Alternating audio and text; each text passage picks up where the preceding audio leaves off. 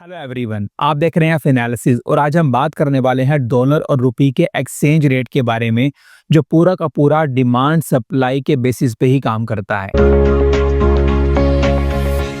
अगर मार्केट के अंदर डॉलर की डिमांड ज़्यादा हो जाती है, जैसे कि अगर हम ज़्यादा माल इंपोर्ट करना चाहते हैं तो हमें डॉलर की फॉर्म में पेमेंट करना होगा, और दूसरी तरफ अगर डॉलर की सप्लाई हमारी कंट्री के अंदर कम होती है तो उस केस के अंदर डॉलर का जो रेट है वो इंटरनेशनल मार्केट के अंदर ज़्यादा हो जाएगा और हमें ज़्यादा रुपए देने पड़ेंगे एक डॉलर के लिए।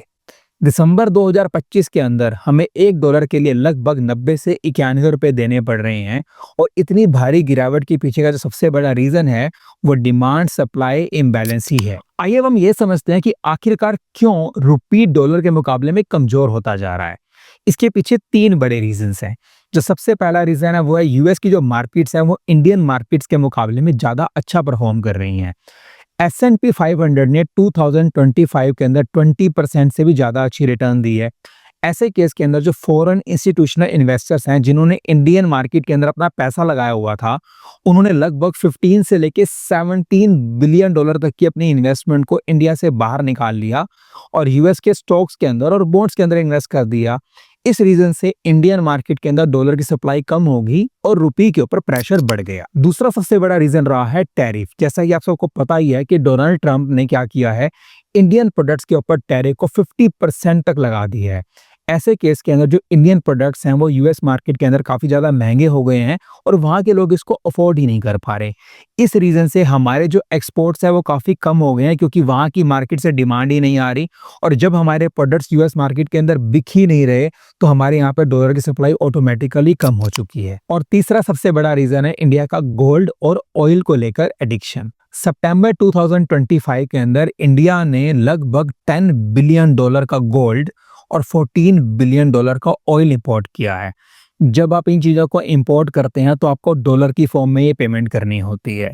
इतनी लार्ज क्वांटिटी अगर आप खरीद रहे हैं तो इस कारण से हमारी कंट्री के पास जो डॉलर का रिजर्व है वो कम होता जा रहा है, और क्योंकि डिमांड डॉलर की ऑब्वियसली ज़्यादा है तो रुपये पे प्रेशर ज़्यादा बन रहा है। एक्सचेंज रेट तीन तरीकों से डिसाइड होता है। जो पहला मेथड है उसको हम कहते हैं फिक्स्ड एक्सचेंज रेट मेथड, जिसके अंदर कोई भी कंट्री या वहां का सेंट्रल बैंक अपनी करेंसी को किसी स्ट्रॉन्ग करेंसी के साथ पैक कर देता है, मतलब कि लॉक कर देता है, और उनके एक्सचेंज रेट में फिर किसी तरह का कोई भी बदलाव नहीं होता है। जैसे हांगकांग का डॉलर और यूएस डॉलर के बीच में पैग है और उनका एक्सचेंज रेट हमेशा फिक्स रहता है। सिमिलरली जो सऊदी अरेबिया है वो भी इसी कॉन्सेप्ट को फॉलो करता है अपने ऑयल एक्सपोर्ट्स के लिए। दूसरा जो मेथड है उसको कहते हैं फ्लोटिंग एक्सचेंज रेट मेथड, जिसके अंदर किसी भी कंट्री की गवर्नमेंट और सेंट्रल गवर्नमेंट का किसी तरह का कोई भी इंटरवेंशन नहीं होता है, और कंप्लीटली जो एक्सचेंज रेट होता है वो मार्केट ड्रिवन होता है।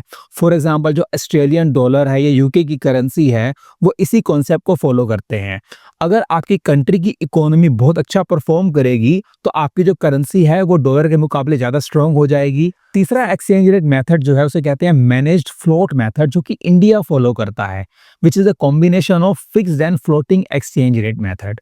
यहाँ पर वैसे तो जो एक्सचेंज रेट है वो मार्केट ड्रिवन ही रहता है, मींस डिमांड सप्लाई इंटरेक्शन के बेसिस पे डिसाइड होता है कि आपको एक डॉलर के लिए कितने रुपए देने होंगे। लेकिन अगर एक्सचेंज रेट के अंदर फ्लक्चुएशंस बहुत ज़्यादा हो जाती हैं तो हमारी कंट्री का जो सेंट्रल बैंक है वो बीच में इंटरवेन करता है ताकि एक्सचेंज रेट को स्टेबल किया जा सके। इस पूरे के पूरे कॉन्सेप्ट को छोटे से एग्जाम्पल से समझते हैं। मान लीजिए आप एक डॉलर के लिए 90 रुपीज दे रहे हैं और अचानक से हमारा रुपया कमजोर हो जाता है, and suppose you are paying now 91 rupees for $1। तो यहाँ पर क्या होगा, गवर्नमेंट क्या करने वाली है, डॉलर के डिमांड प्रेशर को कम करने के लिए अपने रिजर्व में से डॉलर को बेचना शुरू कर देगी, जिससे क्या होगा, उसकी सप्लाई मार्केट के अंदर ज्यादा हो जाएगी और अब आपको कम रुपए देने पड़ेंगे उसी डॉलर को परचेज करने के लिए। इस पूरे के पूरे मैकेनिज्म को क्रॉल लाइक मैनेजमेंट कहते हैं। तो यही था मेरा आज का वीडियो, जहां मैंने आपको ये बताया कि किस तरीके से ये डिसाइड होता है कि आपको कितने रुपए देने पड़ेंगे एक डॉलर को परचेज करने के लिए।